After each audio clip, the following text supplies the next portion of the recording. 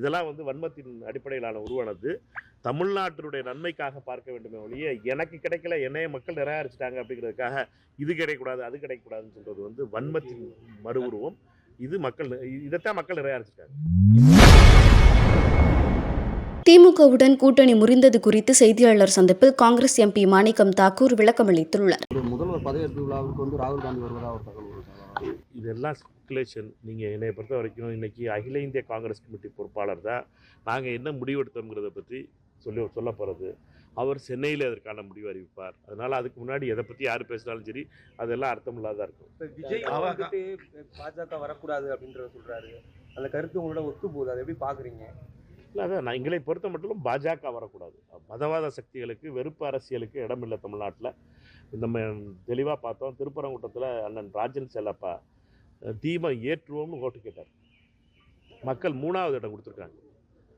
Sitting எம்எல்ஏவாக இருக்க ராஜன் செல்லப்பா அண்ணன், அவர் வந்து இந்த பகுதியில் இருக்கவர், இந்த பகுதியில் பிறந்தவர், இந்த பகுதியில் அரசியல் பண்ணவர். அவரையே மக்கள் வந்து அவருடைய மதவாதத்தோடு அவர் விலை போனதனுடைய விளைவாக அவர் நிராகரிக்கப்பட்டார். 3வது இடம்ங்கிறது எனக்கு அதிர்ச்சியாக இருந்துச்சு ராஜன் செல்லப்பா அவர்களுக்கு. அவரை ஏனென்றால் தமிழக மண் இந்த மதவாதத்தை ஏற்றுக்கொள்ளாது என்பதற்கு எடுத்துக்காட்டு தான் திருப்பரங்குன்றம் சட்டமன்ற தொகுதியில் ஒரு 26,000-30,000 ஓட்டில் வெற்றி பெற்ற சட்டமன்ற உறுப்பினர் ராஜன் செல்லப்பா 3வது இடம் வர்றதுக்கு இதிலே தெரியணும். நம்மளை பொறுத்த மட்டும் மக்கள் மதவாதத்தை நிராகரிக்கிறார்கள் என்பது. இதே தான் தாவேகாவினுடைய தலைவர் திரு விஜய் அவர்களை பொறுத்த மட்டும் பாஜகவிற்கு எதிராக நின்று வெற்றி பெற்றிருக்கார். எடுத்துக்காட்டுக்கு இங்கே திருப்பரங்குன்றத்தில் வெற்றி பெற்றிருப்பது தாவேகாவினுடைய வேட்பாளர். ஆக மொத்தம் யார் வந்து மதவாதத்துக்கு ஆதரிப்போம் சொன்னாங்களோ ராஜன் செல்லப்பா, அவரை தோற்கடித்திருப்பது என்பது தாவேகா. இதெல்லாம் வந்து உண்மை. இதெல்லாம் ரிசல்ட்டில் வந்திருக்க உண்மைகள். தமிழக வெற்றி காலத்துக்கு ஆதரவு பேச்சுவார்த்தை நடத்திக்கிட்டு இது வந்து திமுக முதுகில் குத்தியுள்ளது. திமுக மட்டுமல்ல, ஒட்டுமொத்த தமிழக மக்கள் முதுகில் குத்துற மாதிரி சொல்லி திமுக செய்தி தொடர்பாளர் சரவணன்லாம் பத்திரிகைகளெல்லாம் பேசிக்கிட்டு இருக்கலாம். பட் எங்களை பொறுத்த மட்டும் ரொம்ப முக்கியமானது காங்கிரஸ் கட்சியினுடைய நிலை என்பதை அரசியல் விவகார குழு முடிவெடுத்திருக்கிறது. அந்த முடிவை அகில இந்திய பொதுச் செயலாளர் திரு கிரீஷ் சோடங்கர் அறிவிப்பார். எங்களை பொறுத்த மட்டும் இதெல்லாம் புலம்பல்.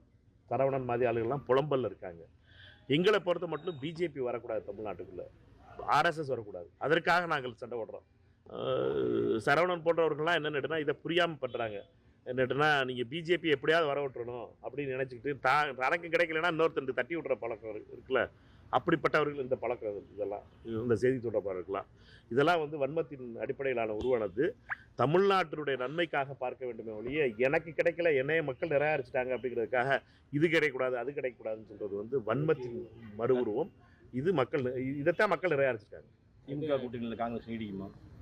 எங்களை பொறுத்த மட்டும் இந்த கூட்டணியில் இந்த கூட்டணி என்பது தேர்தலுக்காக உருவாக்கப்பட்டது. 2026 தேர்தல் முடிவுற்றது. எங்களை பொறுத்த மட்டும் இந்த தேர்தல் அரசியல் விவகார குழு நேற்று முடிவெடுத்திருக்கிறது. அந்த முடிவை திரு கிரீஷ் சோடங்கர் அவர்கள். செய்திகளை உள்ளது உள்ளபடி தெரிந்து கொள்ள ரெஃப்ளெக்ட் நியூஸை சப்ஸ்கிரைப் பண்ணுங்க.